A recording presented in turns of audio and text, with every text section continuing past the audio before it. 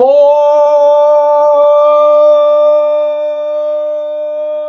gang!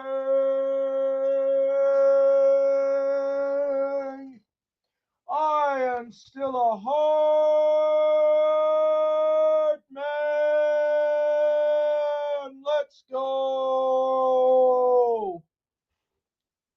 All right, so today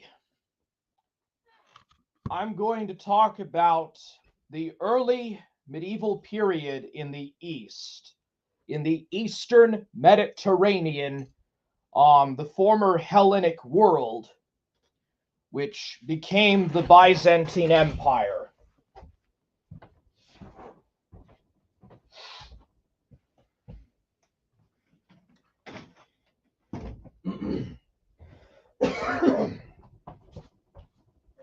So I'll be talking about Byzantium, early Byzantium, a bit of Byzantium, and maybe some of the events of the 6th century, as well as the rise of Islam. So, Forge gang, I am still a hard man. Let's go. All right. So, there isn't actually, let me explain something.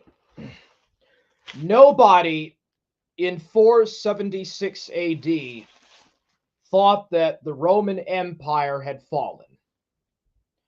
As far as people who lived in the late 5th and 6th centuries were aware of, Rome was still in the east.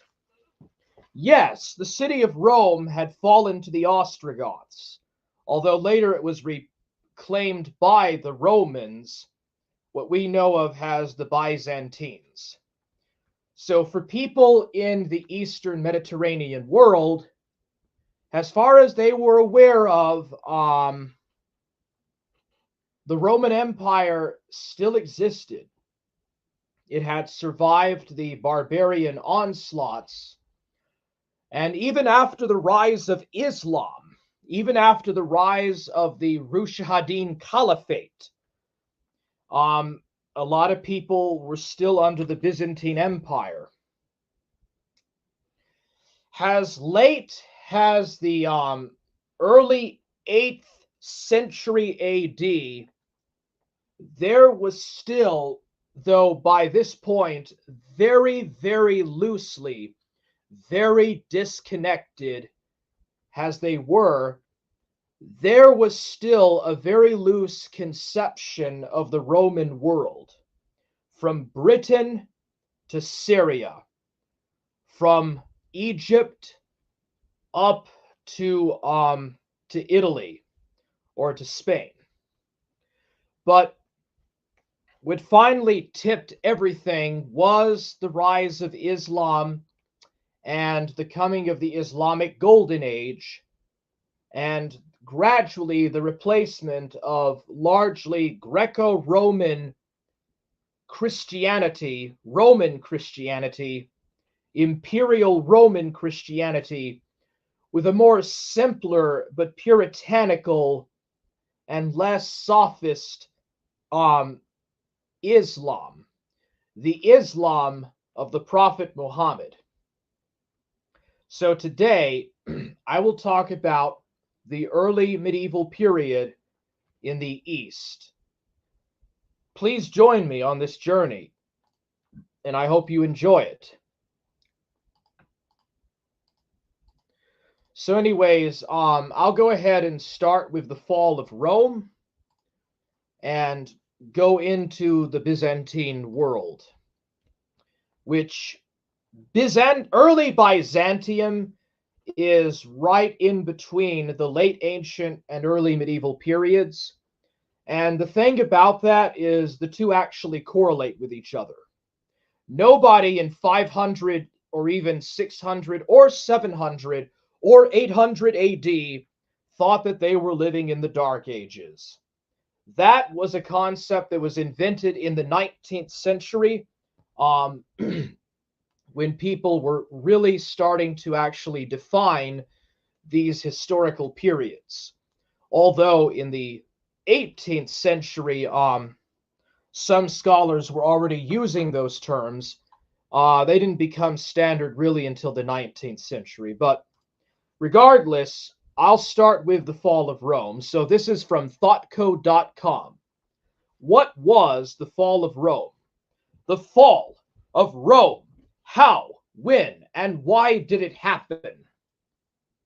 The how, when, and why of Rome's fall is complex and often debated by historians. The fall of Rome generally refers to the way in which the imperial nation changed over the course of hundreds of years until its form was unrecognizable. So, long before the actual Western Empire in its contingent state fell apart and collapsed, you have to understand that even in the last centuries BC, when the Roman Republic expanded and absorbed all these territories, it was absorbing a population and provinces and citizenry that were foreign to the people of the Italian peninsula. In the West, in the Northwest, there were Celtic and very un-Roman and uncivilized populations that were subsequently conquered, put to heel, and very quickly thereafter, at least their elites adopted the Roman way of life. In the South, in North Africa, the people were a little bit more cultured and more civilized, but they had been part of Carthage and Numidia, and they were still quite foreign. In the East, it was the Greeks and the Asiatics and Orientals and the Egyptians. All these different peoples had already been part of organized states for the last several thousand years before the rise of Rome. They had been part of Alexander the Great's empire and a whole swath of earlier Oriental empires. The Greeks and the Romans were not friends. They did not get along. They were enemies for hundreds of years until Ptolemaic Egypt was absorbed by the Roman Republic. So the primary thing to understand is not so much how Rome fell, but how long it actually persevered, considering that the majority of the Roman population was not Roman. The western parts were more readily acceptable of the Roman way of life. In the East, the Egyptians, the Jews, the Greeks, the Anatolians, and the Syrians or Syriacs, all these people had already had their own cultures and their own customs thousands of years before the rise of Rome. And all throughout the Roman and Byzantine and early Islamic ages, these people had distinct cultures, distinct ways of life. And ironically, the only thing that really began to change for them was the advent of Christianity and Islam. And of course, the Jews were already monotheistic since at least the Medo-Persian period. So anyways, understand that when I talk about the fall of Rome, the Roman Empire didn't actually fall. It simply fell back into Italy. The Byzantine Empire continued to be the Roman Empire. What's up, Goat Corpse? Goat Corpse says, what's cracking, bitch? Yo, what's up, bro? I haven't seen you around in a while.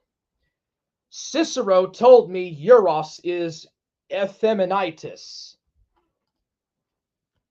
Euros is Ganymede. All right. So let's continue. The fall of Rome. The phrase, the fall of Rome, suggests that some cataclysmic event ended the Roman Empire, which stretched from the British Isles to Egypt and Iraq. But in the end, there was no straining at the gates, no barbarian horde that dispatched the Roman Empire in one fell swoop. Instead, the Roman Empire fell slowly as a result of internal challenges from within and without, changing throughout hundreds of years until its form was unrecognizable.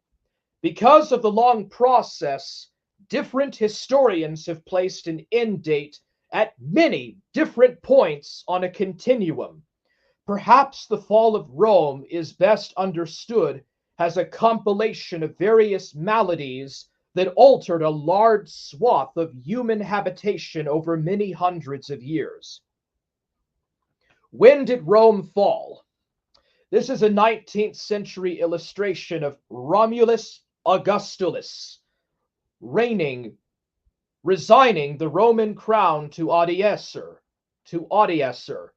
from an unknown source.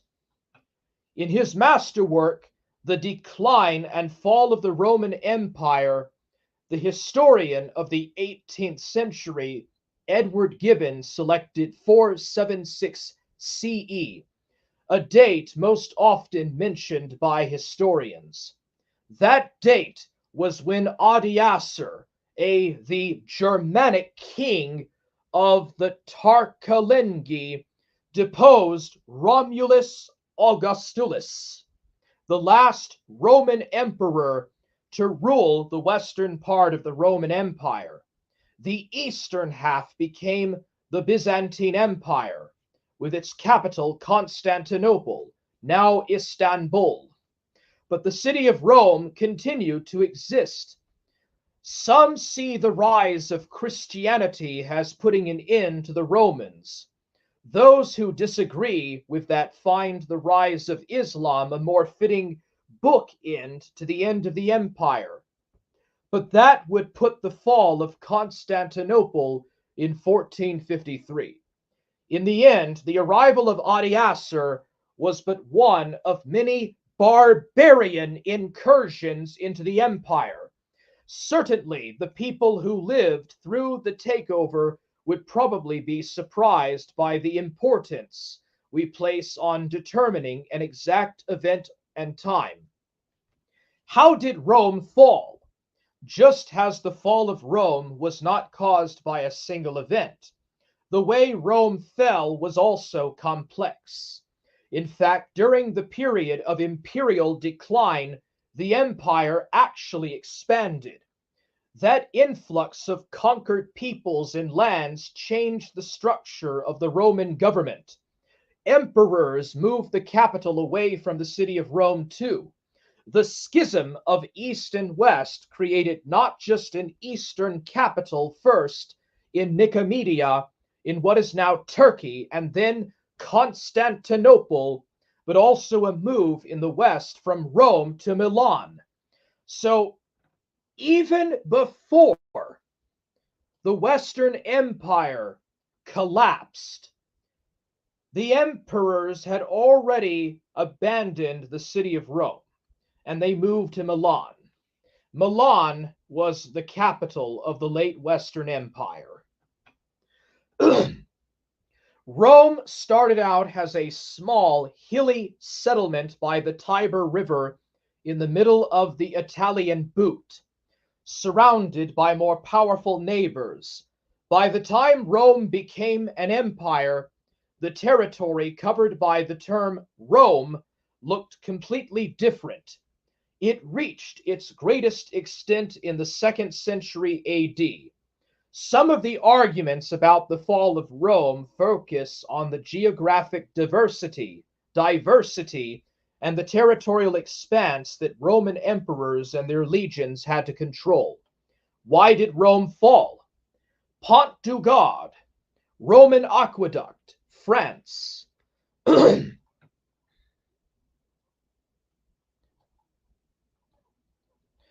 This is easily the most argued question about the fall of Rome.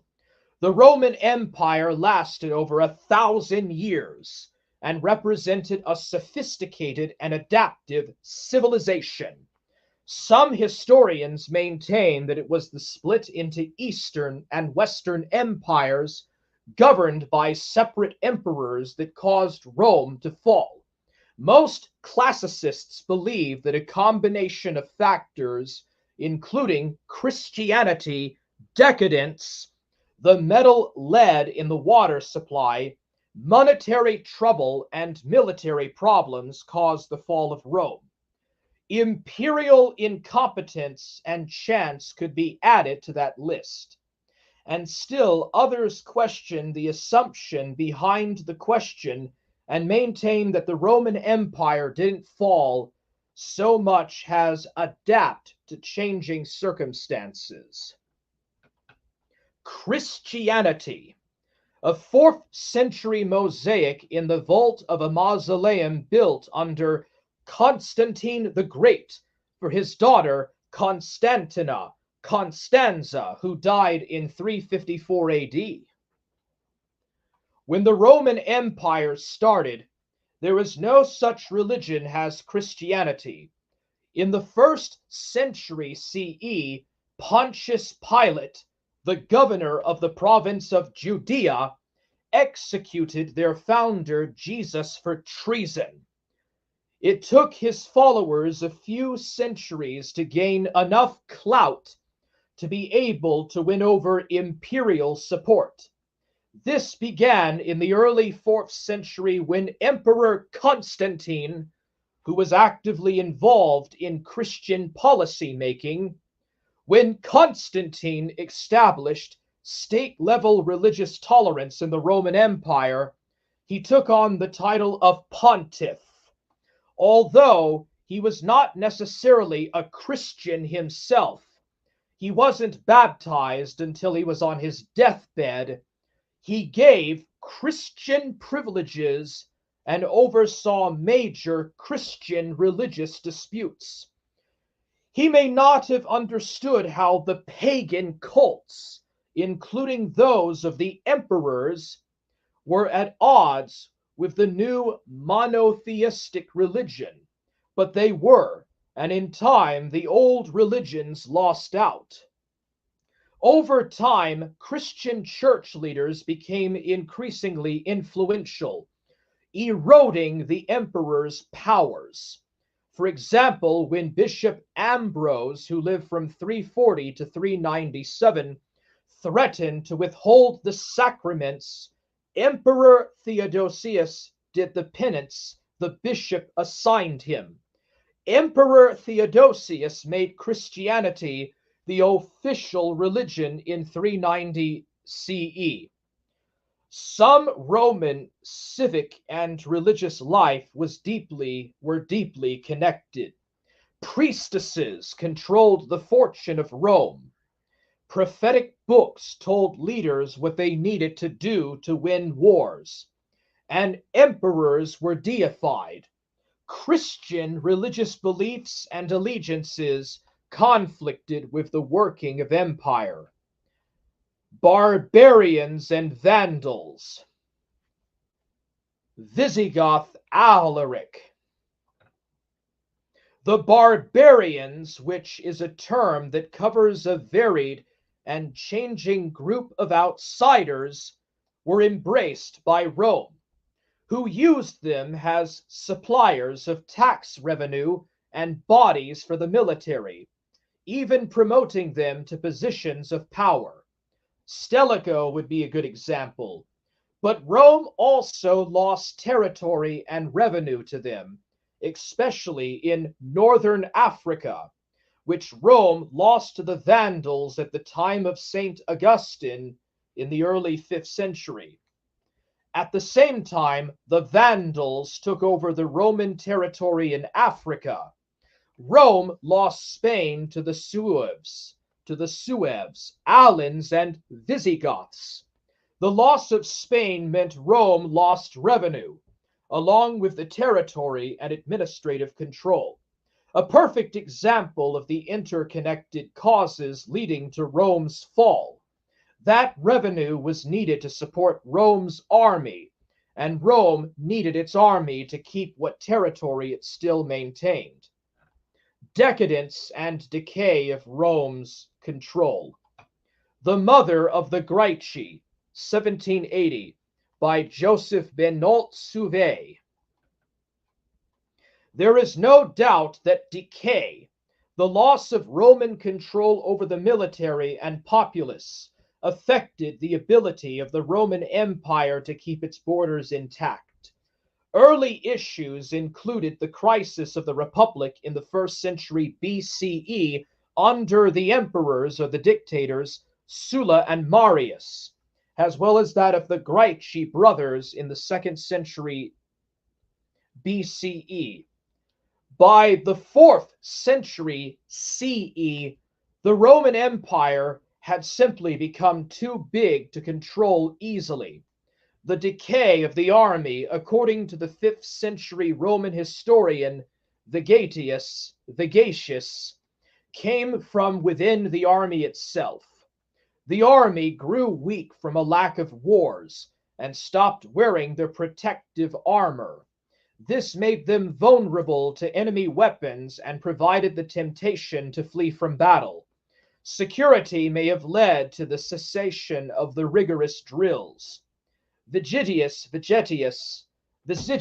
said the leaders became incompetent, and rewards were unfairly distributed. In addition, as time went on, Roman citizens, including soldiers and their families living outside of Italy, identified with Rome less and less compared to their Italian counterparts. They preferred to live as natives, even if it meant poverty, which in turn meant they turned to those who could help. Germans, brigands, Christians, and Vandals. This is just a portrait of life of the 5th century AD. Lead poisoning. Some scholars have suggested that the Romans suffered from lead poisoning. Studies have shown that there was lead in Roman drinking water, leached in from water pipes used in the vast Roman water control system. Lead glazes on containers that came in contact with food and beverages, and food preparation techniques could have contributed to heavy metal poisoning. Lead was also used in cosmetics, even though it was already known in Roman times as a deadly poison and used in contraception. Economics. Economic factors are also often cited as a major cause of the fall of Rome. Some of the major factors described are inflation, overtaxation, and feudalism. Other lesser economic issues included the wholesale hoarding of bullion by Roman citizens, the widespread looting of the Roman treasury by barbarians, and a massive trade deficit with the eastern regions of the empire. Together, these issues combined to escalate financial stress during the empire's last days.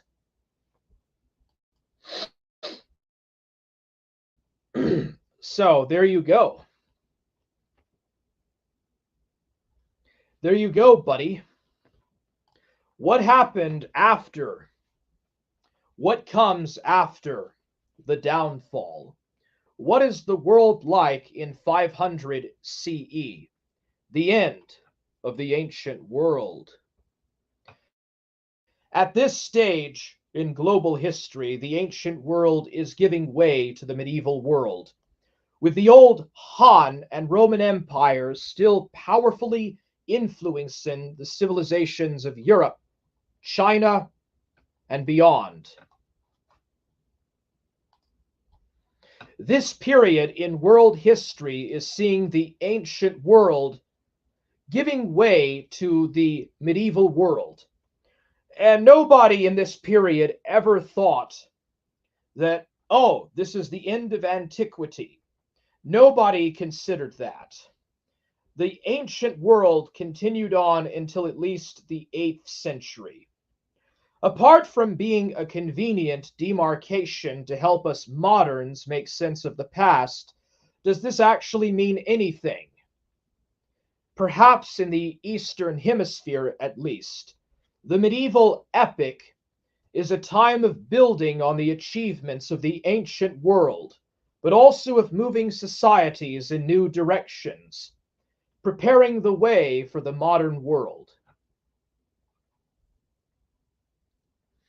The universal empires which marked the latter phases of the ancient world, as well as the closing of the Axial Age, Roman, Parthian, Persian, Mauryan, Gupta, Han, consolidated the achievements of the previous centuries and spread them beyond their original core areas.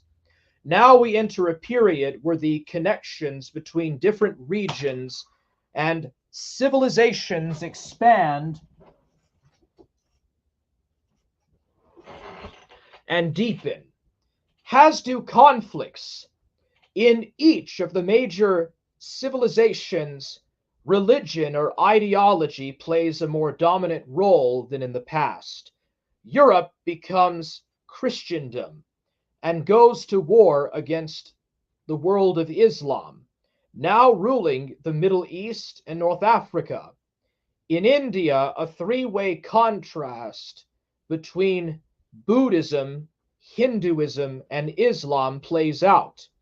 In China and East Asia, Buddhism and Confucian interact with each other. In Southeast Asia, Hinduism, Buddhism, and then Islam mold the new societies that were developing there. All this arises from and contributes to old boundaries becoming fluid and links between regions becoming more intense. Despite setbacks, this stimulates continuing technological and economic progress and prepares the ground for the later Middle Ages. In South Asia, Indian history has witnessed the rise of the greatest empire since the Mauryan Empire in the 4th and 3rd centuries BC. This is the Gupta Empire, and this period is widely seen as one of the high points of classical Indian civilization. But by this time, the Gupta state is in decline. Europe. Another great state in decline is the Roman Empire. The city of Rome itself has been sacked on more than one occasion, and all the empire's western provinces have been lost. Here, the level of civilization has fallen drastically. In the eastern half of the empire, however, the Greco-Roman way of life is still very much intact. Cut off from its Latin roots, the empire, now ruled from Constantinople, is becoming more Greek in language and culture. It is in fact becoming what modern scholars call the so-called Byzantine Empire. Within the Roman Empire and the burgeoning barbarian kingdoms of the old provinces, Christianity becomes the official religion. European civilization will in time become synonymous with Christendom. East Asia. In East Asia, China is weak and divided. Its northern parts ruled by emperors of barbarian Turkic origin. The weakness of China has not prevented her from exporting her civilization wholesale to neighboring peoples. States modeled along Chinese lines are being built in Korea and Japan, and their inhabitants are importing Han Chinese culture and religion in large doses. This includes Buddhism, which is now spreading throughout East Asia and Southeast Asia. Here, Chinese cultural elements via with Indian influences to produce a unique synthesis with the native cultures there. In the Asian steppes, the Sarmatians continue to dominate the western steppes and eastern Europe until the coming first of the Goths, a North Germanic tribe from the Baltic region, the 3rd century, and then the Huns, 4th and 5th centuries. The Huns brought a huge swath of territory under their control, from the grasslands north of the Black Sea west into Eastern Europe. Under their king Attila, the Huns struck terror into the Roman Empire. But after Attila's death in 453, their power swiftly disintegrated. The Huns had brought with them many confederate tribes from the steppes of Eastern Asia, and these had established themselves as the ruling warrior elite within the Hun-dominated territory. The Indo-European chieftains of the steppe had had their day. These new Turkic groups probably included the ancestors of the Avars, Bulgars, and other peoples destined to play a large part in East European history. The fall of the Huns precipitated a free-for-all amongst these peoples. On the eastern steppes, meanwhile, the collapse of the Han Empire of China allowed various steppe tribes to occupy large areas of northern China. Hundreds of thousands of nomads flooded into China, causing a power vacuum on the steppes themselves. This would be filled by the Roiran Confederacy, which briefly covers a vast swath of East Asia, or Central Asia. In the Middle East, the Parthian Empire had been replaced by the more effective Sassanid Empire. Under the Sassanids, classical Persian civilization is brought to a peak.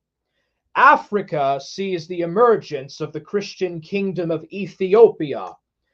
Far to the south, the Bantu have reached the limit of their migration, which happens to be the southern limit of the tropical crops they rely on. In the Pacific, the Polynesians have settled the islands of Hawaii and Easter Island. In the Americas, the Mayan civilization of Central America is at its height. In North America, the Hopewell farming culture of the eastern forests had vanished. In South America, the Mochi civilization continued to flourish. Technology-wise, this period of world history saw one of the most important advances in human know-how.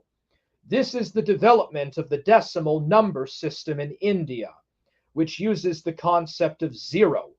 Without this breakthrough, it is hard to see how modern mathematics and science could have evolved, although this conceptual advance is the basis for what are known of as Arabic numbers. In fact, it originated in India. However, this is not the only place in the world that such a discovery had been made.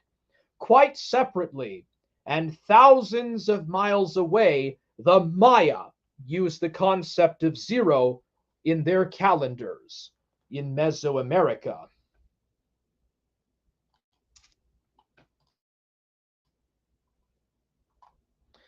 All right, so this is daily life in the Byzantine Empire, or the Eastern Roman Empire.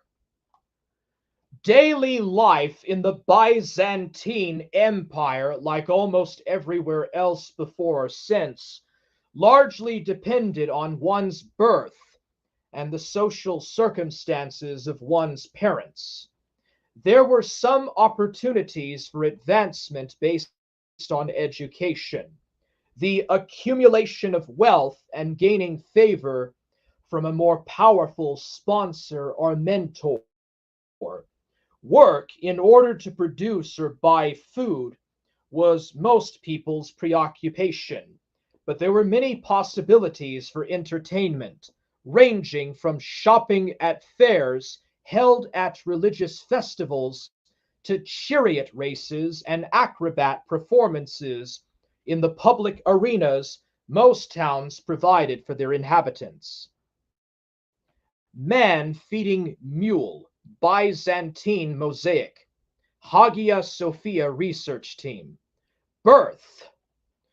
As in most other ancient cultures, the family one was born into a Byzantium greatly determined one's social status and profession in adult life. There were two broad groups of citizens, the honostiores, the privileged, and the humiliores, the humble, that is, the rich, privileged and titled as opposed to everyone else. Legal punishments were more lenient for the honostieres, in most cases being composed of fines rather than corporal punishment. Flogging and mutilation, most commonly having one's nose cut off, were common forms of punishment for such crimes as adultery and the rape of a nun. For crimes such as murder and treason, no social distinction was made with the death penalty for all. Below the two broad groups mentioned above were the slaves, who were acquired in markets and through warfare. Family names became increasingly descriptive of a person's profession or geographical location. For example, Paphlagonitis for people from Paphlagonia, or Cariolarios, the candle maker.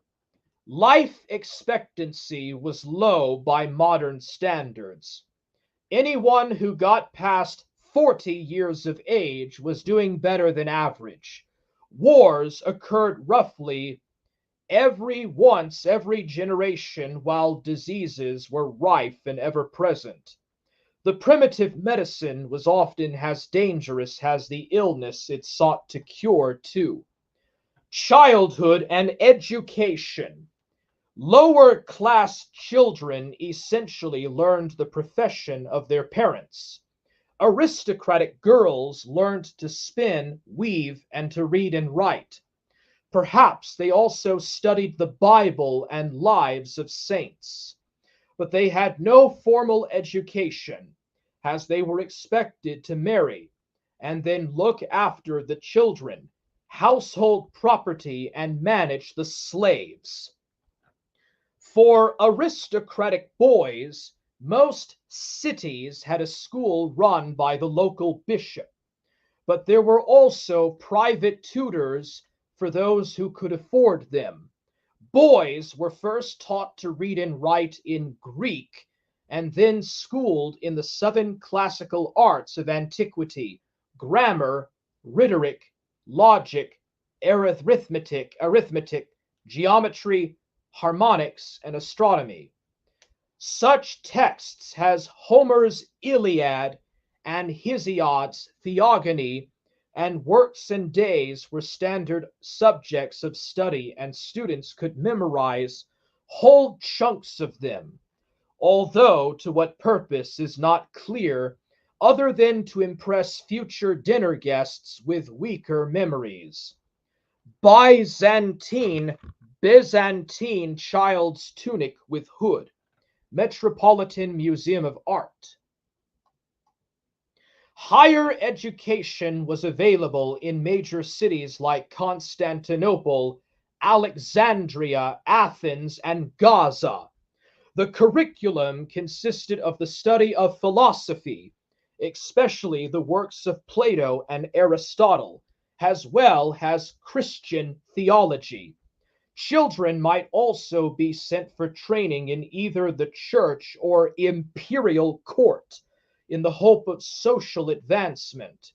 Indeed, Constantinople had a specialist school to train young men for the state bureaucracy, while there was a famous law school in Berytus. In the 9th century CE, a university was created at the great palace of Constantinople, where such academic luminaries as Leo the mathematician taught.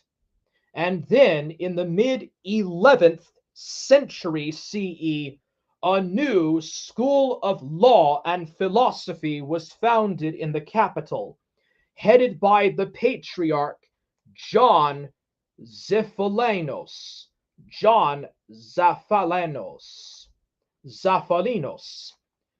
who reigned 1064 to 1075. Marriage and family. The earliest a girl married was around the age of 12, while for boys it was 14.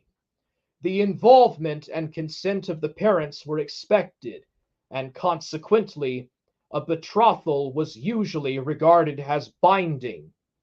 Remarriage was possible as long as a suitable period of mourning was observed by the widow, but the third marriage was rare and only permitted under special circumstances, which included being without children. Divorce was difficult to achieve, although if a wife committed adultery, she could be put aside, and a husband left if he was guilty of murder or witchcraft. The laws of Justinian I, reigned 527 to 565 CE, went even further and prohibited divorce altogether, except if both parents consented to retire to a monastic life. The father was the head of the family, but a widow could inherit her husband's property and so take over that role if necessary. Food and drink. Meal times were an important family occasion, of course, and food available to the lower classes and farmers included boiled vegetables, cereals, coarse bread, eggs, cheese, and fruit. Meat and fish would have been a rarity reserved for special occasions. Richer families could afford such meat as wild birds, hares, pork, and lamb more often. Olive oil was a common condiment. Many spices came from the East, and wine was widely available. Some known desserts are vine leaves or pastry stuffed with currants, nuts, cinnamon, and honey. People mostly ate with their fingers or perhaps a knife, but the two-pronged fork, used by the ancient Romans and then forgotten, did make a comeback amongst the aristocracy of Byzantium. Herdsmen milking a goat, Byzantine mosaic. Jobs and work. At the top of the Byzantine career ladder were the white-collar workers, who had acquired specific knowledge through education such as lawyers, accountants, scribes, minor officials, and diplomats, all of whom were essential to the efficient running of the state. Then there were traders, merchants, and even bankers, who might have been extremely rich, but they were held in low esteem by the aristocracy and viewed with some suspicion. Craftsmen and food producers, men and women, were less socially mobile as members of the major guilds. Collegia were expected to remain in their professions and pass on their skills to their children. This was especially so for vintners, ship owners, bakers, and pork producers. Women did many jobs that men did, but often provided specialized services as midwives. medical practitioners, washerwomen, cooks, matchmakers, actresses, and of course as prostitutes. Women could own their own businesses if they had the means. Although converting ancient currency to modern ones can be misleading, it is interesting to compare the value of one's profession's work with another has seen in these values mentioned in Diocletian's monetary reforms of the early 4th century CE, which give an idea of labor cost in the early Byzantine Empire. 25 denarii for 1 day's wages for a laborer. 50 denarii for 1 day's wages for a baker. 150 denarii for 1 day's wages for a painter. The largest population group was the small-scale farmers who owned their own land, and the most humble citizens of all who worked as agricultural laborers, coloni, on the large estates of the aristocratic landowners, dainatioi. These laborers were not very much higher or treated better than slaves, who were the lowest of the low. Housing. The well-off had large, multi-roomed houses with inner courtyards, bathrooms, gardens, fountains, and even a small chapel. The public rooms of such houses had marble floors and walls decorated with mosaics, while those private rooms, such as bedrooms, which were usually on the second floor, had painted interiors. Grander houses even had a segregated part of the home reserved only for the women of the household, the gynaecaonitis,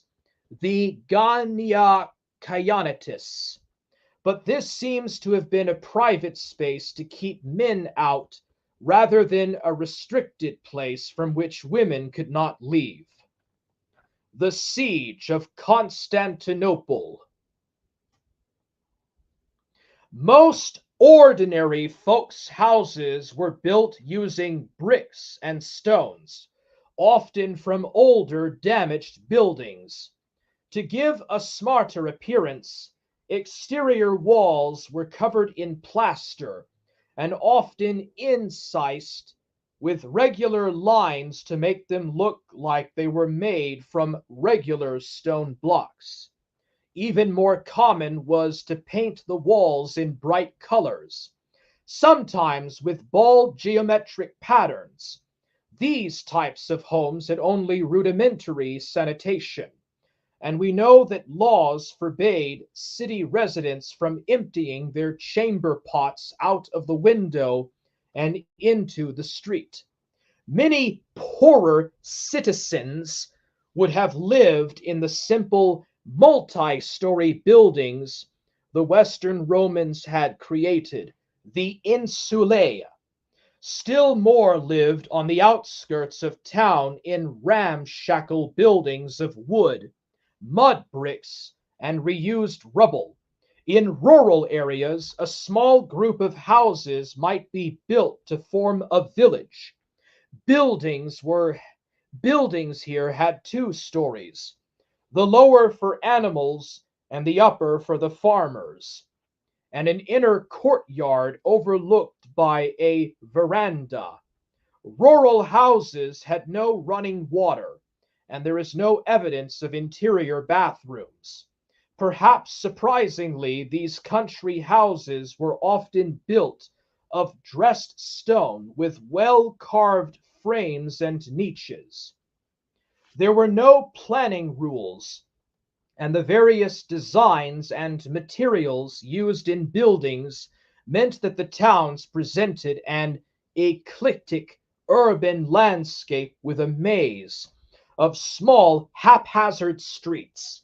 Outside the town or city there were such communal places as those for washing clothes, the rubbish dump, and an execution ground. Outside the town or city were such communal places for washing clothes, the rubbish dump, and an execution ground. Clothing. The aristocracy wore fine clothes, including silk, which was first imported from China and Phoenicia, and then produced in Constantinople from 568 CE. Nobles could wear clothes dyed with Tyrian purple, which set them apart from commoners because it was tremendously expensive to produce, and they were banned from wearing it anyway. The rich Byzantines also liked a bit of gold, silver, and gemstone studded jewelry too. Aristocrats were not entirely free from fashion rules, though, as Emperor Justinian I, reigned 527 to 565, decreed that nobody except himself could embellish their belt or their horse's bridle and saddle with pearls, emeralds, and hyacinths. Byzantine jeweled bracelet. Metropolitan Museum of Art. Certain high-ranking officials even had their own distinct clothes of office. The color of a cloak, tunic, belt, and shoes, or the particular design and material of the fabula could indicate visually the wearer's office. Indeed, some of the buckles worn were so precious and the risk of theft so high that many officials wore imitations made from gilded bronze. Poorer members of society had to make do with less splendid attire, with their woolen short tunic and long cloak dominated wardrobes, trousers not being introduced to Byzantium until the 12th century CE. Leisure. Getting out and about in a Byzantine town was an entertainment in itself, much like any modern metropolis today, as the streets were filled with jugglers, acrobats, beggars, food and drink vendors, idlers, prostitutes, fortune tellers, lunatics, holy men ascetics, and preachers. Citizens could shop in markets, which were held in dedicated squares, or in the rows of permanent shops which lined the streets of larger towns and cities. Shoppers were protected from the sun and rain in such streets by colonnaded roofed walkways, which were often paved with marble slabs and mosaics. Some shopping streets were pedestrianized and blocked to wheeled traffic by large steps at either end. Market in Constantinople, an artist's impression. Apart from a wide range of meat, seafood, fruit, and vegetables, the Byzantine shopper with money in their purse might be tempted by spices, perfumes, incense, soap, medicines, textiles, e.g., silk, wool, linen, and fur, jewelry, pottery, glassware, brasswares, silver plates, small art objects carved from wood or ivory, and even slaves. Goods in markets were scrupulously weighed out using official standardized weights and measures. Prices, too, were regularly checked by state inspectors to ensure there was no unnecessary profiteering. Especially good moments to go shopping were during the many festivals and fairs held on such important religious dates as saints' birthdays or death anniversaries. Even then, churches, especially those with holy relics, to attract pilgrim visitors from far and wide, became the centerpiece of temporary markets, where stalls sold all manner of goods. One of the largest such fairs was at Ephesus, held on the anniversary of St. John's death. Byzantine ivory casket. For an even more thrilling pastime than scrolling about, there was the Hippodrome of Constantinople, and many others like it across the empire, where chariot races were held, although most venues would have been simple tracks without the seating. The intermission was worth waiting for, too, when musicians, acrobats, and animal trainers amused the crowd, betting on the races and supporting particular teams as part of the crowd factions. Our supporter groups added much spice to the proceedings.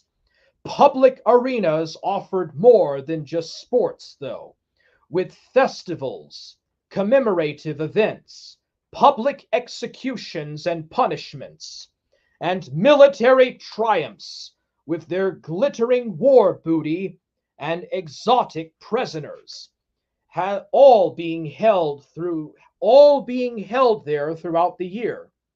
In smaller towns, the theaters served a similar purpose, as well as being a place of public meetings, which not infrequently developed into a riot that spread through the town, in protest of local government policies or high taxes. Another sporting venue was the stadium, where athletic contests were staged. Finally, there were plenty of places where both men and women could just hang around, meet up, and chat over the issues of the day, such as the public baths, the local gymnasia, or even church. Death. The dead were commonly buried in dedicated cemeteries located outside the town proper. Different classes, ranging from public officials to actresses, had epitaphs carved in stone above their graves, and illustrate that commemorating the dead was not a practice limited to the rich. Further, these epitaphs were a valuable source of information regarding Byzantine daily life, revealing such details as names, professions, and attitudes to life in general. All right, so are y'all enjoying this stuff so far? So, in many ways, what is referred to as the so-called early medieval era was really in the Eastern Mediterranean just a continuation of classical antiquity. New light in the Byzantine Dark Ages. Sean Kingsley explores the long-needed audit of the Byzantine world that uses archaeology to ask big questions about the end of antiquity and the rise of the medieval Mediterranean. The Dark Ages conjures up images of an end of days, barbarian hordes ransacking Rome, Vikings storming across the North Sea, and medieval villages spluttering their way through rock-bottom lives. the sunshine states of the East Mediterranean, becalmed under blue skies, have tended to escape being tarred and brushed in such terrible terms. A new book by Michael Decker, Myrolus professor of Byzantine history and Orthodox religion at the University of South Florida, has now dropped the Dark Ages bomb on the eastern world of Byzantium, ruled from Constantinople from AD 324 to 1453. Decker's audit of wide-ranging archaeological evidence, cities, countryside, coins, metalware, amphora, and fineware in the Byzantine Dark Ages sets a scene to consider forensic evidence for a devastating decline and fall in the East during the critical 7th century. So, in the Eastern Mediterranean, there was no fall of empire. There was a complete and total continuity from the 4th century through the 5th and the 6th centuries until the 7th century. And then that is when the Byzantine Dark Ages happened. Dark Ages has largely fallen off trend in and has an historical term because of its negative overtones. Coined by the medieval scholar Petrarch in the 14th century, the Dark Ages was a derogatory flip side to the enlightened Roman Empire and Renaissance humanism. It was a world of barbarism, what the French still call Bas Empire, a social low to contrast with the highs of Rome. Professor Decker does not apply Dark Ages lightly, acknowledging that the label comes with a great weight of responsibility. Nationalism, religion, and other cultural forces are ever in tension with scientific endeavor and academic integrity. There are far fewer problems assessing what life was like at the bookends of the Byzantine Empire's millennial history. However, the years spanning 600 to 900, the focus of this book, are contested ground, while broad consensus sees state structures severely straining by the second half of the 6th century. Exactly when and why and how the next 3 centuries should be defined as one of Mediterranean history's hottest topics. The decadent reign of the Emperor Justinian, combining beating drums of war with courtly intrigue, an empire world monument building to equal King Herod's building room, to equal King Herod's building boom, is a convenient point to mark the beginning of the end. Powerhouse to pauper. Despite being Byzantium's best renowned ruler, thanks to the writings of Procopius, including the poison-penned Secret History, Justinian's reign witnessed endemic shock. Costly wars with Persia stripped the imperial coffers, while at home the bubonic plague sailed into town on the back of Egyptian ships in 542. Infectious outbreaks hammered the empire into the 8th century. Meanwhile, earthquakes leveled Antioch and parts of Syria, the Levant, Cilicia, Syria, and Mesopotamia between 526 and 570. Perhaps the gods were warning the empire in 536 to 557, when the rays of the sun were blocked by a dust veil that stunted plant growth, evidenced in texts and tree ring dendrochronology. When the year 600 arrived, the empire was a morass, Descartes concludes. At the time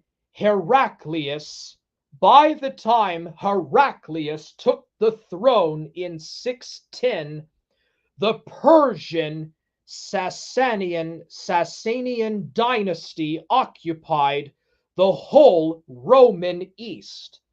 When Heraclius melted down church silver in 621 to remedy massive imperial shortages from the loss of income from the eastern provinces, the legend "God help the Romans" struck on silver hexagram coins was particularly adept.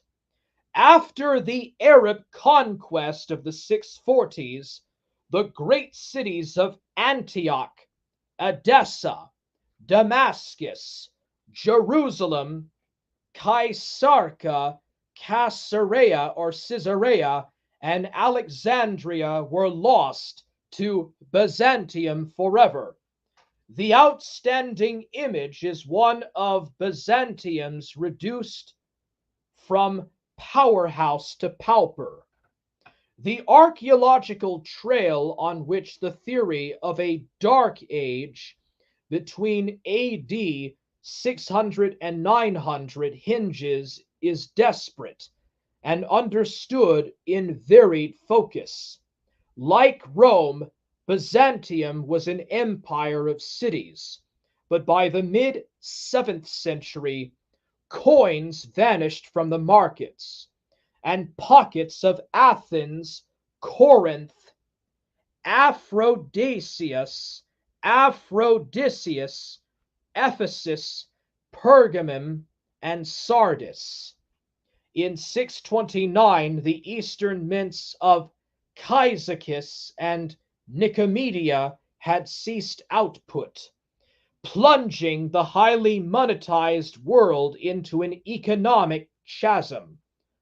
The tap of imports of North African red slip plates and semi-luxury oils was turned off. The bottom fell out of the age-old marble trade and the circulation of classy copper bowls and flasks. Government and God abandoned the polis. The fate of the city was no overnight tragedy. Different towns exhibit different rhythms of change. At Nicopolis, ad Estrum in Bulgaria, the Roman villas were abandoned as early as the mid-5th century. By the first quarter of the 6th century, at the impeccably excavated city of Butrint in Albania, fishermen and craftsmen had taken over the Grand Domus in the Triconch Palace before its noble ruins were stripped and filled with burials in the 7th century. As Richard Hodges and William Bowden conclude, by AD 700, Butrint fell under the spell of an historical ice age, as commerce was reduced to a scale of prehistoric proportions. At Corinth, the capital of the province of Achaia, the Lycaonian road was blocked by a lime kiln and the Lateran went out of use by the early 7th century, as the countryside invaded the city. By the end of the 7th century, Aphrodisias was reduced to a skeleton crew of clergy and local civilians. A graphic indication of the depopulation of towns and country has been captured by the Southern Euboea or Eboea exploration project, where just 2.5% of late Roman sites continued into the early Byzantine era between 700 and 1000 AD. In Greece, only 7 hordes are known for the period 711 to 811, compared to 82 for the century spanning 518 to 618. Surviving underground. The rocky Cappadocia managed change serves as a metaphor for the entire Byzantine world. Society literally went underground. Environmental samples from Lake Nar dated 670 to 950 show a pronounced decrease in olive and cereal pollen, and a rise in grass, pine, and oak, reflecting an abandonment of arable land across much of Asia as the weather became cooler and wetter. The Cappadocians adopted by moving into underground cave homes to stay warm and safe from Arab raids. The rock-cut villages of Ovarin and Philiktepe developed into sizable troglodytic settlements during the 7th and 8th centuries, boasting religious and economic infrastructure, churches, stables, and defensive features, notably millstone doors to block passages from attackers. These rock-cut towns could host populations of over 1,000 people, and in the case of the 2,500-meter site of Derinkuyu, up to 20,000 people. Whether history applies the term Dark Ages or Kinder transition to Byzantium 600 to 900, it was undoubtedly the end for Rome in the East. Big picture trends make it obvious that the change was colossal. The plague of Justinian alone wiped out a third of the Mediterranean population around 541 AD, including 40% of Constantinople. After the Arab conquest of the 640s, the Byzantine Empire's population fell from an estimated 26 million to 7 million. Remember that the Roman Empire at its height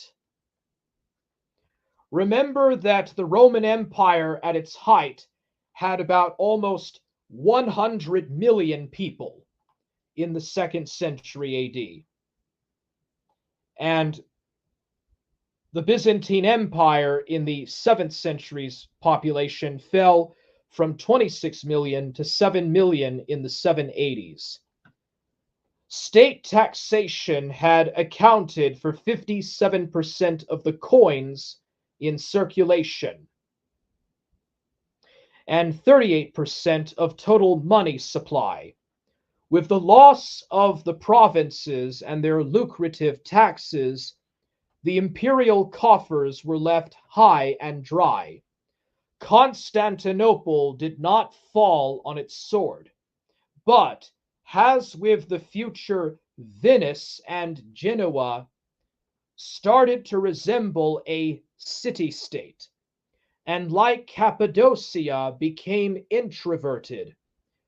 When the city's lights came back on, it was mainly thanks to relations with the upcoming West. Under Basil the First, who reigned 867 to 886, population, economy, and learning and political influence grew. The dark days were over. Excavations at the Theodosian port in Istanbul have stunningly revealed the quality of ships, galleys, and produce from the Black Sea and Marmara Sea that flowed once again into the capital. The story of how the East was won and lost, and Byzantium's waxing and waning fortunes, is one of world history's greatest intellectual episodes.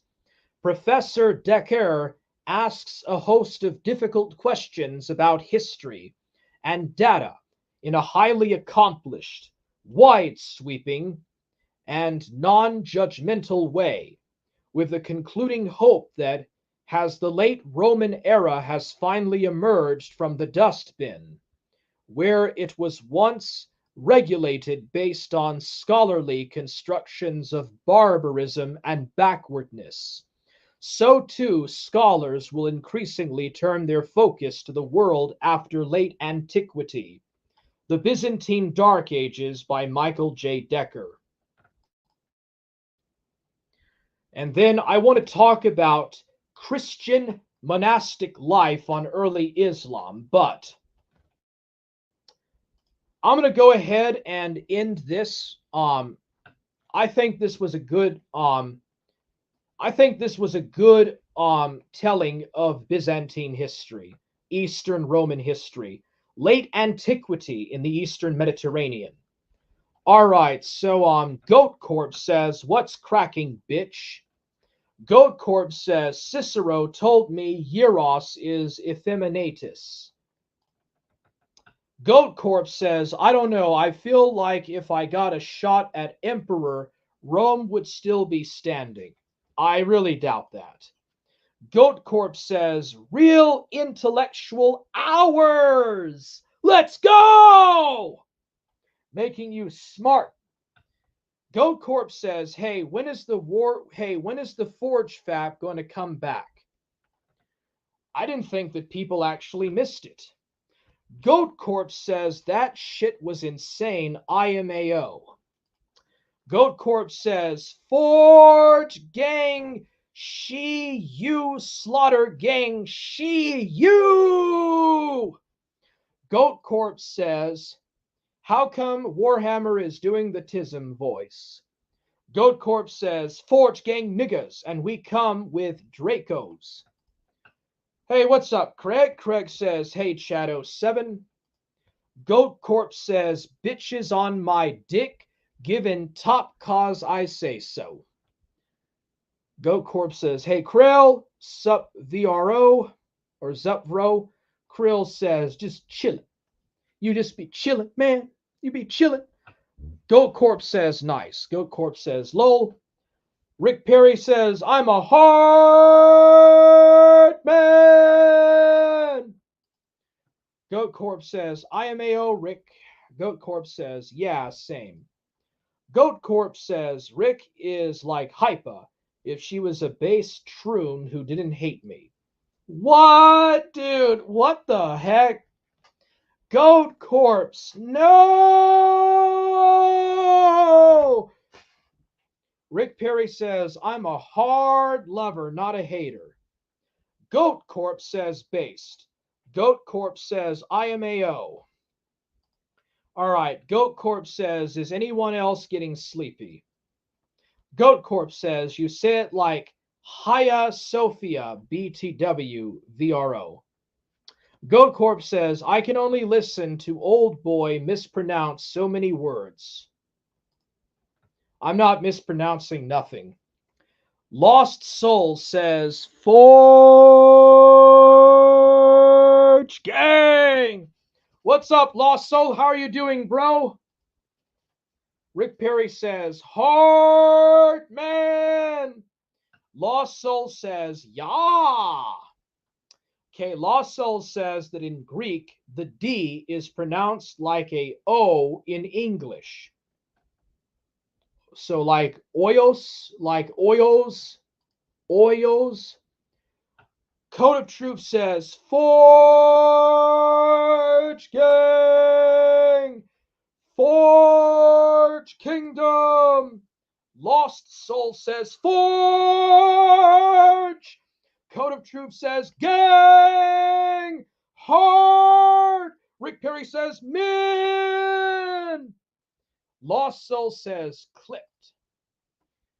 Veshtusp says, hello, my friend. Hello, Vishtups. How are you doing? Lost Soul says hi to Veshtusp. Code of Truth says you should do a history of the Protestant Reformation and the wars during and after. Maybe even do a video on the Protestants in the American colonies, all their different dogmas, heresies, etc. Well, I'm going into the Middle Ages. So I'm going to go ahead. Okay, so Lost Soul says not an O, but an oi. Like an oa.